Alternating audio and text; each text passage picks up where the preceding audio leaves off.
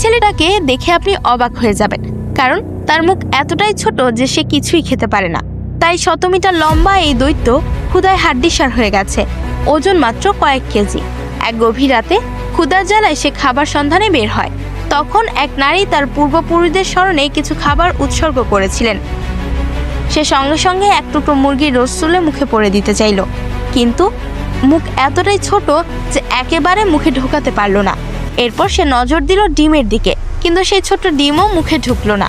তখন সে ভাবলো এবার একটু স্যুপ খেয়ে দেখা যাক, কিন্তু দুর্ভাগ্যবশত প্রথম চুমুকেই এক টুকরো সবজি তার ছোট্ট মুখ আটকে দিল। এবার দৈত্যর চোখে জল চলে এলো। মনে মনে ভাবলো এভাবেই বুঝি না খেয়ে খেয়ে একদিন মারা যেতে হবে। ঠিক তখনই পাশ থেকে এক লোক হাজির হন। তিনি কিছু একটা খাচ্ছিলেন, আর সেটা খাওয়ার শব্দ এতটাই মজাদার ছিল যে দৈত্যর চোখ লোভে চিকচিক করতে লাগলো। সে সঙ্গে সঙ্গেই জিজ্ঞেস করলো, কি খাচ্ছ? লোকটি একটি ছোট্ট বিস্কুটের প্যাকেট বের করলো। তারপর সে এক টুকরো বিস্কুট মুখে দিয়ে বলল, এতটুকু বিস্কুট 3 দিনের খাবারের ক্যালোরি মিটিয়ে দিতে পারে। আর সবচেয়ে বড় কথা, এটা এতটাই ছোট যে তোমাদের মতো বিশেষ মানুষদের জন্য পারফেক্ট। দৈত্যের চোখ আনন্দে ভরে উঠল। লোকটি তাকে বিস্কুট খাওয়াতে লাগলেন, কিন্তু সে খেতে পারল না।